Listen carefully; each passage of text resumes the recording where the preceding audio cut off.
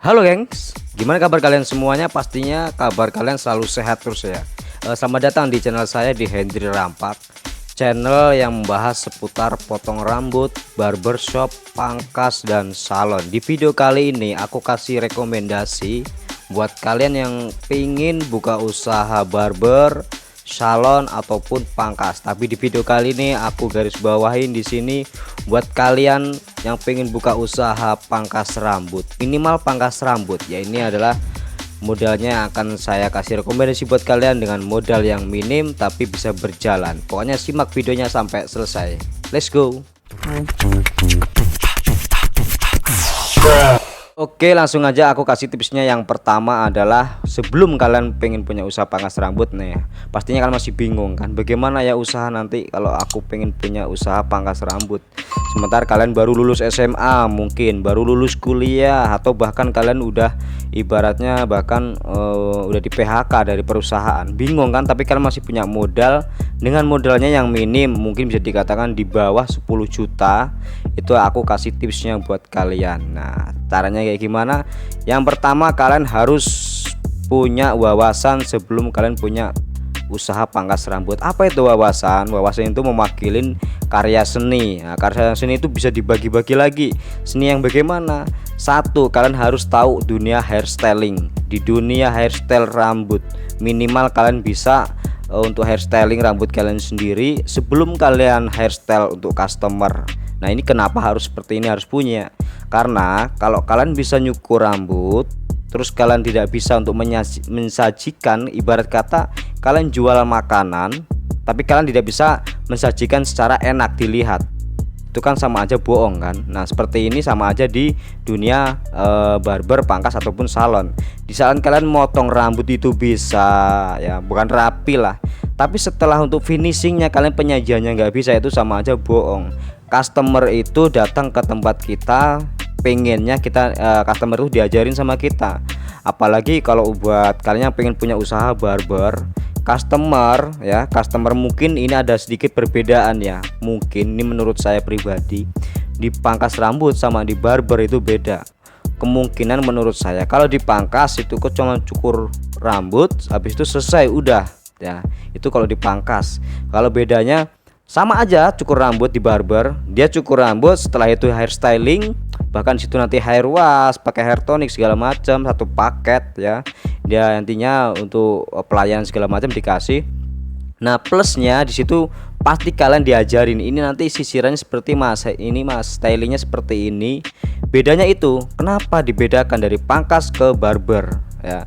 Sama aja sebenarnya potong rambut, cuman yang membedakan di situ servisnya. Lalu untuk masalah bonusnya bagaimana? Kalian harus bisa menyajikan dari karya kalian dan juga untuk mengajarkan customer, seperti itu. Jadi yang pertama adalah kalian harus tahu wawasan dunia hairstyling. Itu simple banget, bisa kalian searching di Google bahkan di YouTube. Bagaimana sih ibaratnya, contohnya salah satu, kalian cari potong rambut model French crop ya. French crop itu kayak apa cara motongnya, terus di sisi lain bagaimana untuk hairstylingnya, apa yang digunakan untuk hairstylingnya, itu pakai powder atau pakai pomade atau bahkan itu pakai gel, itu kan kalian harus tahu ya. Sorry nih. Nah, itu yang pertama adalah dunia hairstyle. Lalu yang kedua itu adalah yang jelas-jelasnya yang kita pikirkan adalah modal. Nah, ini yang masih bingung. Kenapa mereka masih bingung, masih ragu buka usaha pangkas rambut? Saya kasih pengalaman ya. Pengalaman menurut saya, usaha pangkas rambut ya, terutama pangkas rambut lah, karena dia nggak memerlukan banyak modal dari obat-obatan seperti untuk kalau salon kan smoothing, ada rebonding segala macam lulur ya. Tapi kalau di pangkas rambut cuma sekedar pangkas udah selesai, itu enak. Kalau modal kalian cuman punya uang 10 juta, minimal 10 juta, aku bilang 10 juta ya, itu gampang banget kok. Asal kalian punya satu wawasan tadi itu. Yang pertama adalah kalian harus tahu seni di dunia hairstyle ya, itu kalian harus punya. Setelah kalian punya satu itu, yang kedua kalian harus punya modal minimal. Kalau kalian punya modal 10 juta, oke, aku kasih tipsnya nih. Nah, bingungnya gimana buat kalian? Kemarin ada kawan juga, bang, aku pengen punya usaha pangkas rambut tapi punya modalnya 5 juta ternyata. Oke, aku kasih tipsnya buat kalian. Jadi ini modal 5 juta ya, 5 juta itu menurut lokasi kalian di mana. Terus untuk masalah pendapatan lingkungan di tempat kalian tuh bagaimana. Jadi untuk masalah customernya nanti itu bagaimana, syarat untuk datang ke tempat kalian itu seperti apa, mampu nggak cukur tempat kalian.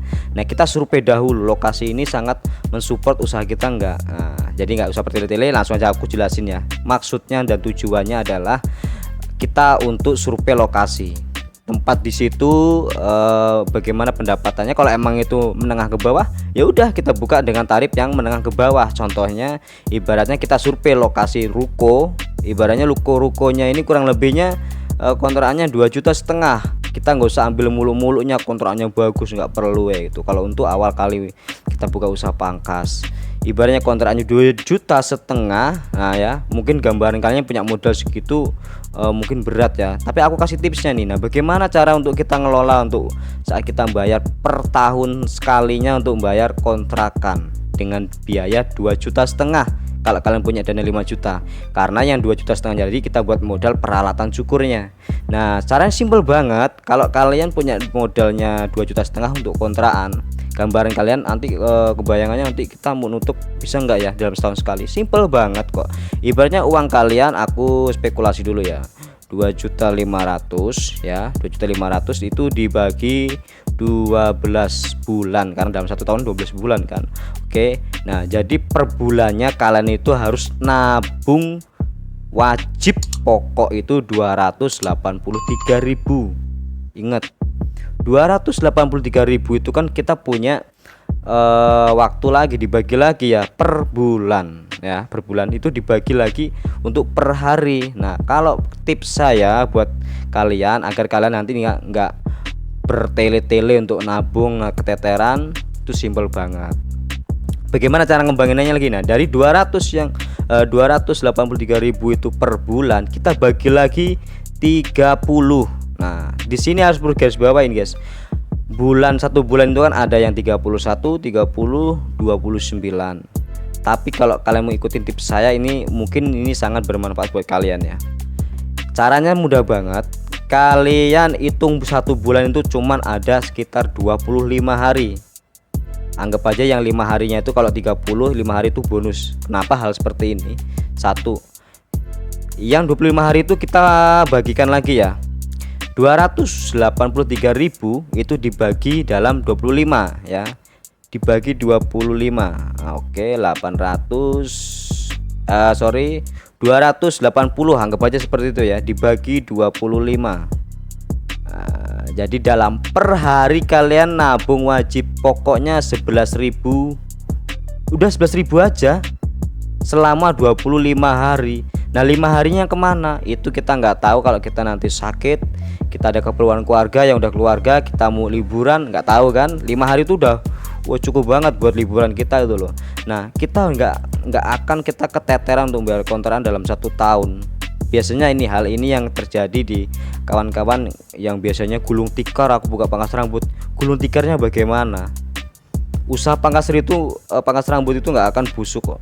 Sekali modal kalian jalan terus. Tinggal bagaimana caranya kalian untuk membentuk manajemen usaha kalian itu. Bagaimana?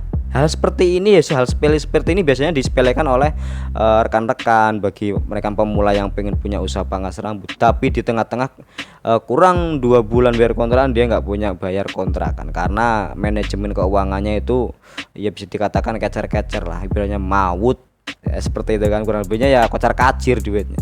Nah tadi udah jelas banget kan, kalau modal kalian 5 juta, yang 2,5 juta itu buat kontrakan, nggak usah mulu-mulu ya, nyari kontrakannya yang ya sederhana asal itu bisa lancar nantinya. Mudah banget, per hari kalian nabung 11.000 itu wajib dalam 25 hari kok, nggak usah banyak-banyak. 25 hari, yang 5 harinya nggak usah nabung. Syukur-syukur kalian bisa lebihin dalam 11.000 tuh enteng aku tabungin aja sekali 15. Intinya pokoknya 11.000 itu dalam 1 tahun pasti kalian akan bisa bayar kontrak itu sampai kapanpun. Oke, untuk yang ketiga, untuk masalah untuk modalnya di sini. Nah yang 2,5 juta tadi itu simple banget. aku kasih rekomendasi. Kalau kalian masih bingung peralatan sebagaimana, sekarang udah simple banget, udah ada toko online. Tapi kan masih bingung, bisa kalian nanti pesen peralatan syukur sama saya langsung, nanti bisa aku cantumin di link. Kalau itu stok ready ya ibaratnya ya, aku cantumin di link, atau bisa langsung DM di Instagram aku ya, itu ada nanti di deskripsi, bahkan di sini ada di bawah, itu Facebook juga ada, nanti bisa inbox ataupun lewat nomor WhatsApp untuk pemesanan alat cukurnya.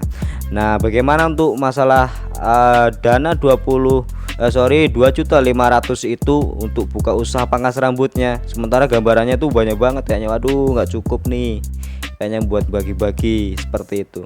Simple banget kok, kalian buat kaca depan aja satu dikasih frames itu sekitaran 150.000. Simple kan, usah mulu-mulu. Kursi aku bingung, waduh kursi katanya gambarannya harganya 2 juta 3 juta. Kalau ngikutin harga seperti itu kalian nggak akan bisa, aku yakin. Buat kursi apa adanya, dari kayu pun bahkan oke, pakai kursi plastik juga oke. Untuk kita memulai usaha nggak apa-apa kok, nggak ada yang ngelarang. Toh mereka datang ke sini dia tahu, oh ternyata pangkasnya hal seperti ini nih, untuk standarnya kayak gini, dia tahu kok tarifnya bahkan bagaimana. Nah, untuk masalah clipper itu juga nggak nyampe 500.000, bahkan itu udah cordless, nggak pakai kabel, gunting satu set. Aku yakin jujur udah positif 2.500.000 udah bisa, karena aku juga sering artinya buka cabang-cabang pangkas seperti itu. Orang sering belanja tempat aku, dia mas aku mau belanja satu set alat cukur yang bisa untuk buka pangkas, itu nggak nyampe 3 juta itu artinya. Oke, itu udah jelas, pokoknya untuk peralatan udah jelas. Nah, itu sekarang yang terakhir, bisa jadi terakhir ya, bagaimana untuk cara merintisnya. Nah, ini yang masih bingung. Kebanyakan yang orang yang pengen punya usaha pangkas rambut, dia gambarnya enak, ngelihat tangga kanan kiri si A si B, usaha pangkas rambut enak nih, wah banyak duit segala macam. Ternyata dia nggak tahu strateginya nyusunnya usaha itu seperti apa pangkas rambut. Oke, aku kasih tipsnya buat kalian bagaimana cara merintis agar kalian sampai kalian goal dalam 1 tahun, lalu ke 1 tahun lagi 3 tahun. Yang pertama, kalian harus punya tekad. Kalau kalian nggak punya tekad, mending nggak usah buka usaha pangkas rambut. Tekad itu apa? Banyak wakilin kok. Tekad itu mental kalian bisa, ya kan, bisa wakilin mental. Kalau nggak punya mental, percuma kalian nggak bisa nyukur. Ya, bener nggak? Pasti bener dong, kayak gitu. Kalau kalian kalian seorang pangkas rambut, pasti kalian tahu seperti ini. Yang pertama adalah mental. Yang kedua itu yang udah saya bahas di pertama, wawasan. Yang ketiga, pelayanan atau servis. Nah, ini biasanya servis ini. Servis ini biasanya yang dinilai paling penting dari customer. Servisnya seperti apa? Kalian jadikan customer itu seperti raja. Walaupun toh tarif kalian cuman ibaratnya 5.000, 8.000, 10.000, jadikan seperti raja. Cuman perlu digarisbawain, raja itu yang di kursi cukur ya, yang kita cukur itu nggak semena-mena ngatur kita. Oke, dia ngatur kita boleh, bang aku nanti gini nih cukurnya gini, oke sip. Minimal kalian kasih rekomendasi buat kalian, tapi jangan sampai kalian sok tahu untuk merintis ya. Ingat, untuk merintis, kecuali kalian udah senior, kalian udah sepak terjang yang udah lama di bagian di bidang barber atau pangkas atau salon, itu mungkin orang tahu kok. Yang pertama itu kalian istimewakan customer dahulu. Servis ya, itu bisa mewakili pelayanan seperti itu. Itu nanti kalau kalian nyukurnya cocok, customer cocok sama kalian, pasti bakal balik lagi. Nah, bagaimana caranya untuk melihat atau bisa jadi kita mengetahui customer itu cocok sama kita, bakal balik enggaknya? Kalau saya pribadi, aku dulu waktu aku merintis ya, aku masih merintis buka pangkas, oh ya masih pangkas banget lah ibaratnya. Itu orang yang nggak kenal ya, ibaratnya orang yang di luar lah, di luar rest area kita ini. Kesasar mungkin cukur tempat saya. Cukur pertama ya mungkin ya masih agak nggak cocok dia kan, wajar dulu. Lalu yang kedua kesasar lagi di situ, nyari pangkas lagi, udah tutup semua adanya tempat saya. Dia ngatur, nanti gini mah jangan kependekan segala macam. Oke, fan, nggak apa-apa. Yang ketiganya ternyata cocok. Nah, biasanya hal seperti itu untuk orang yang asing, dia mencoba-coba, setelah itu cocok jadi customer. Setelah menjadi customer, jangan sampai kalian kecewakan customer. kecuali customer itu emang cuman bisa dikatakan apa ya, semena-mena sama kita. Nggak bisa. Boleh jadi raja tapi jangan semena-mena sama tukang cukur. Orang kalian cukur aja disuruh apa-apa manut kok, ngikut ibaratnya seperti itu kan. Itu yang untuk masalah servis. Lalu yang keduanya ini bagaimana cara merintisnya, tarif mengikuti daerah tempat kalian sendiri.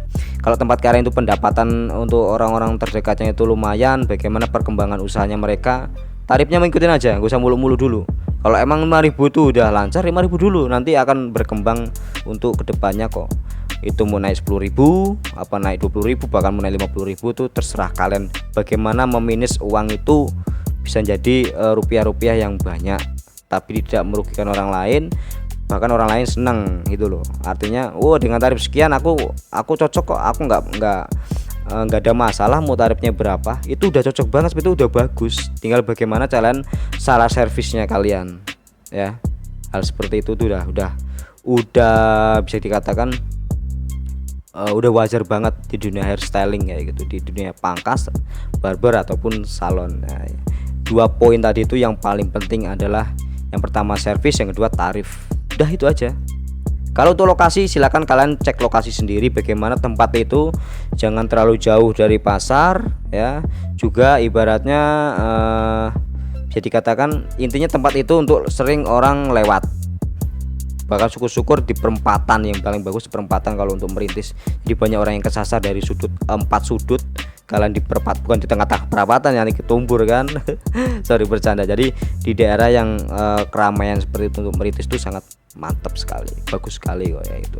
Oke, mungkin cukup sampai di sini. Aku kasih rekomendasi kenapa aku buat video ini, karena banyak banget yang sharing sama aku nih pengen punya usaha pangkas kayak punya abang nih. Gimana caranya? Aku jelasin di sini. Semoga kalian bisa menonton video ini dan semoga kalian juga tekad semangat terus buat punya tekad pengen punya usaha.